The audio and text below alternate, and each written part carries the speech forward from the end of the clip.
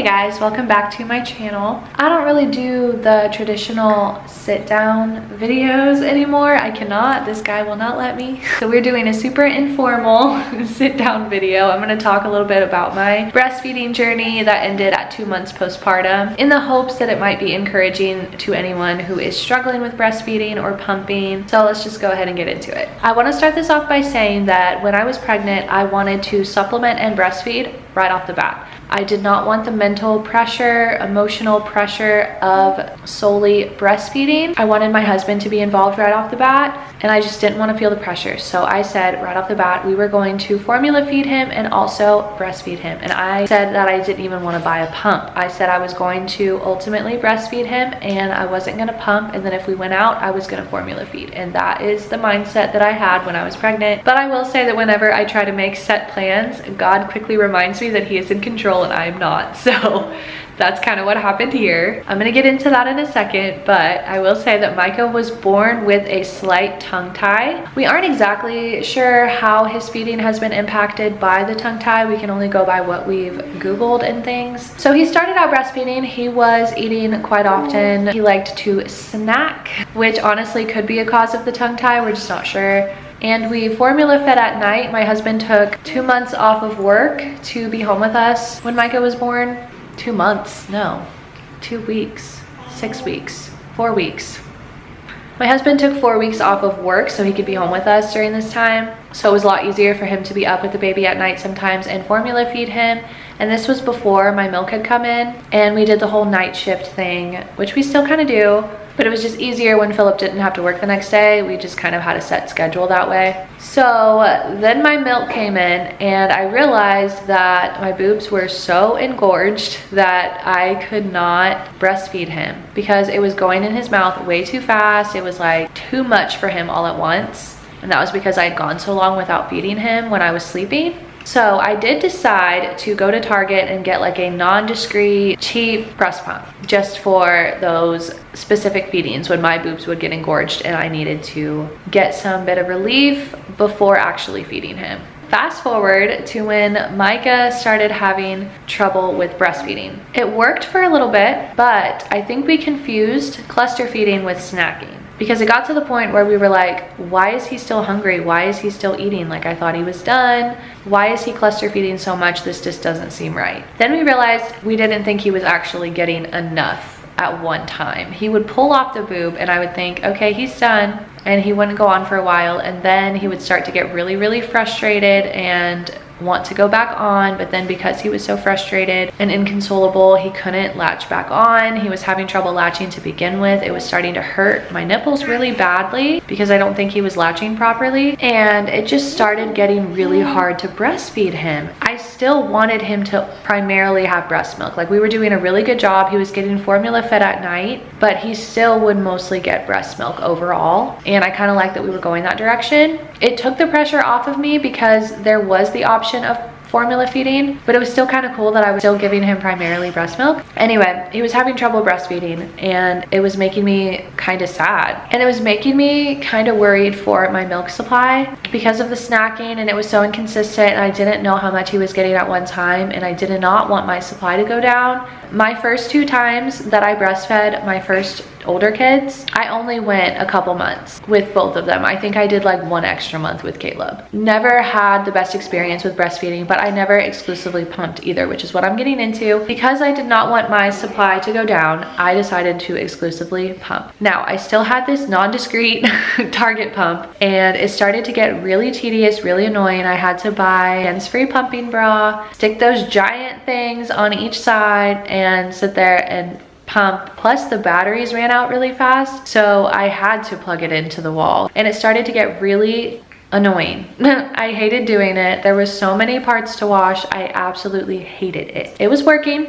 I decided to pump every 4 hours. I basically made enough to feed him as if he was eating, so I never really overproduced. There was one time he got sick and he wasn't eating as much, so I was able to store up a little bit of a supply, I guess, but overall I only made enough to feed him, which was usually like 4 to 5 ounces. But once we started pumping and giving him the bottles, we realized he was fuller, longer, and pretty consistent with like a 2-hour stretch between feedings. So that became my life now. I was pumping at home. And this was when Philip was still off work. So it was a lot easier to pump with that pump at home because I knew that Philip could hold him, that he could be like soothed or played with in between my pumping sessions. So there was one night that I went to dinner with a couple of my friends, and one of them offered to loan me her LV wearable pump. And at the time I'm like, I don't know if I really need it. I have a pump and all that. And this is before like Philip went back to work. Like I wasn't thinking ahead at the time, but anyway, I ultimately said yes, I can try it out and see if it works. Became the best thing I could have used.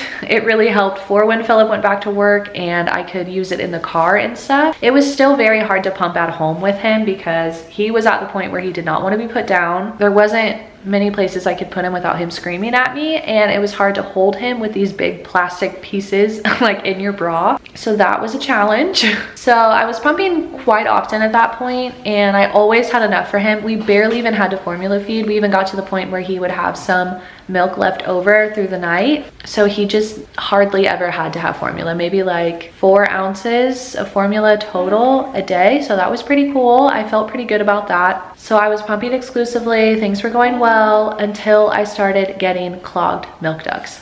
I would get them constantly. It seemed like every week I had a new one, and it didn't matter which side. Sometimes I had them on both sides, but I'll get into that. Luckily, I never got mastitis, but the clogged milk ducts were super painful, and I had to do a lot more just to get them unclogged because I didn't want them to sit and for me to get mastitis. So I was like pumping more frequently. My nipples were so cracked and beat up. I can't even explain to you how much they hurt. I will say that my nipples were like crusted over with milk. Sorry if that's TMI, but like I feel like part of that could be the reason why I kept getting clogged milk ducts. But that was because my nipples hurt so bad I couldn't like properly wash them. I literally had to like scratch off the milk, and that was just so incredibly painful. So most of the time I just didn't always get the milk off of my nipples, so I think it just wasn't coming out as easily. So I just kept getting clogged ducts, but I didn't really notice that I was getting anything less, so I just didn't really bother to properly clean them. As gross as that sounds, they were just so painful. I was just like waiting for that pain to go away. It had been like over a month at that point, and I couldn't like get the nipples to stop hurting. But anyway, it just got worse and worse. My clogged milk ducts were overbearingly painful. My nipples were overbearingly painful. I was feeling super defeated because whenever I pumped, I could not get much out of them. So when I would normally get 4 to 5 ounces at a time, I was getting like 2 to 3, and then as time went on, I was getting 1 to 2 and then half an ounce. I was literally going all night long without pumping, would wake up in the morning to pump, and I would get like 2 ounces. And that was super defeating, and that was all because of these clogged milk ducts. I had like a double clogged milk duct, so hardly anything was coming out. It was horrible. The most emotional part of this whole experience was just not getting enough to feed him. And once I did finally unclog those milk ducts, I was absolutely determined to get my supply back up. I was drinking more water, I was pumping more frequently, and when I did pump, I would pump for longer amounts of time, and I was so determined to get it up. But as I said, my supply just kept dropping, going down and down and down. My nipples were on fire. I couldn't even hold my baby without them hurting, and I just realized that it was just getting to be way too much for me mentally, emotionally, and physically. I did talk to his pediatrician about his tongue tie. She didn't seem to know too much about it. She said that the dentist is the one who ends up like clipping those. We still don't know if that is the cause of everything, this whole breastfeeding experience. We had wanted to get it resolved before because I thought that the breastfeeding itself might go better and I wouldn't have to exclusively pump. But by the time we got to his 2-month appointment and talked to his pediatrician, my supply had already gone down so much I didn't even think it was worth it. The idea of him chewing on my nipples at the state they were in just did not appeal to me at all. I did end up deciding at that point that I was done. I was ready to wean. It was not working for me. It was not working for Micah. The pressure was getting to me too much. I was basing my worth off of how many ounces I would pump at a time. It was absolutely defeating. I did not have the mental or emotional capacity to keep going, so I decided to stop. And I do feel like that was the best decision I've ever made. There are times when I do feel guilty that I can't produce breast milk for him anymore, and that formula is just so dang expensive, so I felt guilty for that reason too. But at the end of the day, my mental health costs more than formula. And I am happy to not have hurting boobs or hurting nipples anymore. And the fact that I don't have to wash all those pump parts anymore, that's really nice. At the end of the day, he's getting fed, he's gaining weight, he's healthy, he's getting everything that he needs, and that is all that matters. But it is definitely hard to get your mind to be okay with not breastfeeding anymore. So if you are currently going through that, I totally understand, I get it. But honestly, if you're not taking care of yourself, you can't take care of your baby. Mentally, I'm doing a whole lot better now that I'm not breastfeeding or pumping anymore, and I think that's the best thing for him. He is my cutest, chunkiest little nugget, and I love him so much. He's healthy, he's thriving. I'm healthy, I'm thriving. So if you're currently going through the struggle of wondering whether or not to quit, really take the time to think about it. Think about if it's worth it for your mental health, because regardless, your baby's gonna be fine. Your baby's gonna eat. And then there's also the moms who struggle with their babies having like a milk protein allergy, and they're just struggling with being forced to stop even though they could produce. That's a whole different thing. But you just have to trust that God knows what's best for you, knows what's best for your baby. Yeah, I don't know. I feel like I'm sounding really cliche and like you've heard all these things before, but I just don't fully know how to express that it will be okay. If you are struggling with it and you want to stop, just stop. Don't talk yourself out of it. I just hope that I can encourage you to do what you need to do. At the end of the day, your baby's getting fed. Your mental health is important. Your baby's health is important. If they're formula fed, great. If they're breastfed, great. You know your limits. If you want to stop, stop. Don't talk yourself out of it. Don't feel guilty about it.